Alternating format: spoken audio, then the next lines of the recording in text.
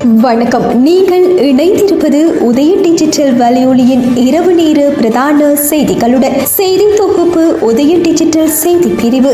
செய்திகள் வாசிப்பவர் லிஷா தரணீஸ்வரன் மற்றும் புஷ்கரணி ரவீந்திரன்.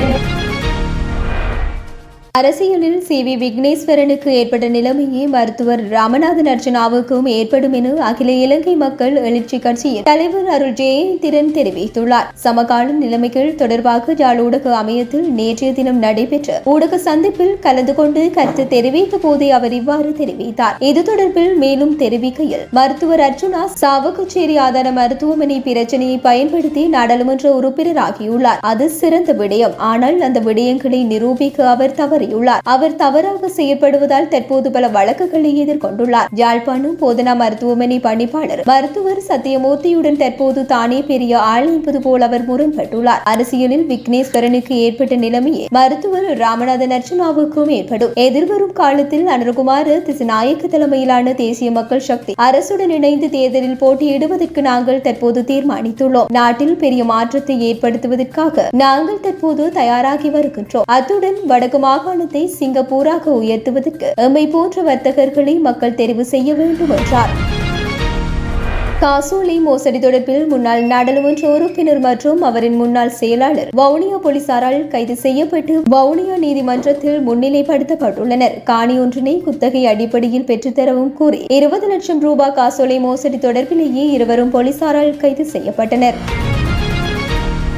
எனது தோல்விக்கு சமூக ஊடகங்களும் ஒரு காரணம் என முன்னாள் கடற்றொழில் அமைச்சர் டக்ளஸ் தேவானந்தா தெரிவித்துள்ளார். யாழ்ப்பாணத்தில் நேற்று இடம்பெற்ற ஊடக சந்திப்பின் போதே அவ்வாறு தெரிவித்தார். அவர் மேலும் கருத்து தெரிவிக்கையில், இந்த தேர்தலில் நமக்கு பின்னடைவு ஏற்பட்டுள்ளது. அதனை சமாளிக்க அரசியலில் தற்காலிக ஓய்வு என்றும் கூறலாம். அமைச்சராக இருந்தபோது தலைக்கு மேலாக வேலை இருந்தது. தற்போது அது இல்லை. இதனால் கட்சிக்குள் உள்ள குறைபாடுகளை நீக்க அது தொடர்பில் ஆராய்கின்றோம். குறைகளை நிவர்த்தி செய்ய நடவடிக்கை எடுத்துள்ளதுடன் கட்சியின் கொள்கை தொடர்பில் மக்கள் மத்தியில் கொண்டு செல்வதற்கும் நடவடிக்கைகளை எடுத்துள்ளோம். இந்த நிலையில் மிக விரைவில் கட்சியின் தேசிய மாநாட்டையும் நடாத்த உள்ளோம். டக்ளஸின் வீழ்ச்சிக்கும் அன்ரோவின் எழுச்சிக்கும் சமூக வலைதளங்களே காரணம். சமூக வலைதளங்களூடாக எனக்கு எதிராக பொய்யான பரப்புரைகளை மேற்கொண்டனர். தற்போது சமூக ஊடகங்கள் குடிசை கைத்தொழில் போன்று பலருக்கும் வருமானம் ஈட்டிக் கொடுக்கின்றது. என்னுடைய பெயரை பயன்படுத்தி அவர்கள் வருமானம் பெற்றுக் கொள்வதால் அவர்களின் வருமானத்தை தடுக்க விரும்பாததால் அவர்களின் காணொலிகளை பெரிதுபடுத்தவில்லை. முன்னைய காலங்களில் செய்திகளை பத்திரிகைகள், தொலைக்காட்சிகள், வானொலிகள் ஊடாகவே பார்க்க முடியும். தற்போது கையில் போனுடன் மலசலகூடம் முதல் படுக்கையறை வரையில் சென்று காணொலிகளை பார்க்கக்கூடிய நிலைமை இருப்பதால் அது இலகுவில் மக்கள் மத்தியில் சென்றடைகின்றது. அவ்வாறான சமூக ஊடகங்கள் ஊடாகவே என் மீது அவதூறுகள் பரப்பப்பட்டன. குறிப்பாக யாழ்ப்பாணத்தை சேர்ந்த வர்த்தகர் ஒருவர் எனக்கு எதிராக அவதூறுகளை பரப்பினார். அவர் நாவற்குள பகுதியில் உள்ள நீரேந்து பிரதேசத்தை நிரப்பி அங்கு ஒரு எரிபொருள் நிரப்பு நிலையத்தை அமைக்க முனைந்தார். அதற்காக என்னிடம் உதவி கோரினார். அந்த இடத்தை நிரப்பினால் வெள்ள அனர்த்தம் ஏற்படும் என்பதுடன் அது எரிபொருள் நிரப்பு நிலையம் அமைப்பதற்கு உகந்த இடமில்லை என்பதனால் அதற்கு நான் அனுமதி பெற்றுக் கொடுக்க உதவவில்லை. அதேவேளை கட்சியின் நிதி தேவைக்காக அவருடன் சில வர்த்தக உறவுகளையும் பேணி வந்தேன். ஆனால் அவர் நேர்மையற்றவராக முறைகேடுகளில் ஈடுபட்டுமையால் அவருடனான வர்த்தக உறவை கைவிட்டேன். அதனாலேயே அவர் என் மீது தேர்தல் காலத்தில் அவதூறுகளை பரப்பினார். அது கூட என் தோல்விக்கு காரணமாக அமைந்தது என்றார்.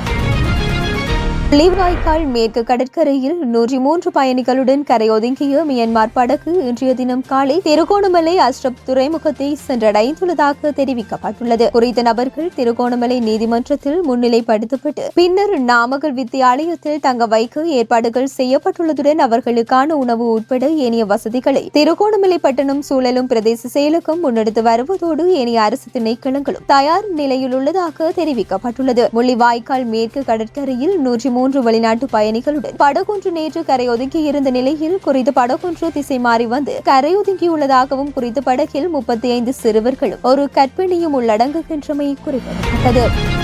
கிளீன் ஸ்ரீலங்கா திட்டத்தை நடைமுறைப்படுத்த ஜனாதிபதி அனுரகுமார திஸ்ஸநாயக்கவால் நியமிக்கப்பட்டுள்ள ஜனாதிபதி செயலணியில் தமிழ், முஸ்லிம் உறுப்பினர்கள் எவரும் நியமிக்கப்படவில்லை என தெரிவிக்கப்பட்டுள்ளது. 18 பேர் கொண்ட இந்த செயலணியில் ஒரு சிறுபான்மை பிரதிநிதியை கூட உள்ளடக்க முடியாதா என கேள்விகள் எழுப்பப்பட்டுள்ளன. கிளீன் ஸ்ரீலங்கா திட்டம் என்பது வெறுமனே நாட்டை சுத்தமாக்கும் திட்டம் மாத்திரமல்ல என்றும் அது ஒட்டுமொத்தமாக நாட்டு மக்களின் மனநிலை, அவர்களது கருத்துக்கள் மற்றும் எண்ணங்களை மாற்றும் திட்டம் என ஜனாதிபதி அனுரகுமார திஸ்ஸநாயக்க தேர்தல் மேடைகளில் கூறியிருந்தார். இதேவேளை சிங்களம், தமிழ், முஸ்லிம் மற்றும் ஏனைய இனங்களுக்கு இடையிலான ஐக்கியத்தை ஏற்படுத்தும் செயற்பாடுகள் இத்திட்டத்தில் உள்வாங்கப்படும் பட்சத்தில் இங்கு அனைத்து இனங்களையும் பிரதிநிதித்துவப்படுத்தும் மக்களின் பங்களிப்பு அவசியம் என சமூக வலைதளங்களில் கருத்துக்கள் பகிரப்பட்டு வருகின்றமை குறிப்பிடத்தக்கது.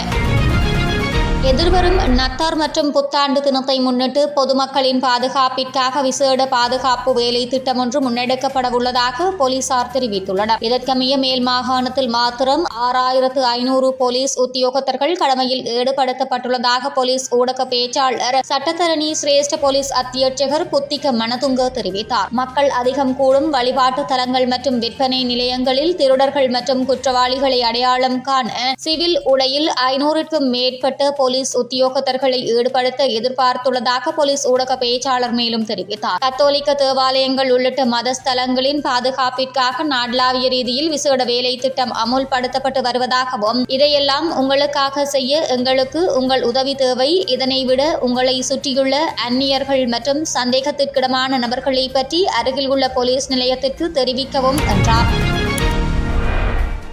ஜனாதிபதி அனுரகுமார திஸ்ஸநாயக்கவின் இந்திய பயணத்தின் போது இலங்கையில் இந்திய எண்ணெய் குழாய்களை அமைப்பது தொடர்பில் எந்தவொரு இணக்கப்பாடும் எட்டப்படவில்லை என வெளிவிவகார அமைச்சர் விஜித ஹேரத் தெரிவித்துள்ளார். ஜனாதிபதியின் இந்திய பயணம் தொடர்பில் அறிவிப்பதற்காக அரசாங்க தகவல் திணைக்களத்தில் இன்று காலை நடைபெற்ற விசேட ஊடகவியலாளர் மாநாட்டிலேயே அவர் இவ்வாறு தெரிவித்தார். இந்தியா, இலங்கை மற்றும் ஐக்கிய அரபு அமீரகம் ஆகிய நாடுகளுக்கு இடையில் தற்போது முன்மொழியப்பட்டுள்ள எண்ணெய் குழாய் நிர்மாண பணிகள் குறித்து அமைச்சர் இங்கு தெரிவித்தார். தொடர்ந்து பேச்சுவார்த்தை நடத்த உடன்பாடு எட்டப்பட்டது என்றார். அதை விடுத்து இலங்கையில் எண்ணெய் குழாய் அமைக்க இந்தியாவுடன் ஒப்பந்தம் செய்து கொண்டதாக செய்திகளை உருவாக்குவது உண்மைக்கு புறம்பானது எனவும் அவர் சுட்டிக்காட்டியுள்ளார்.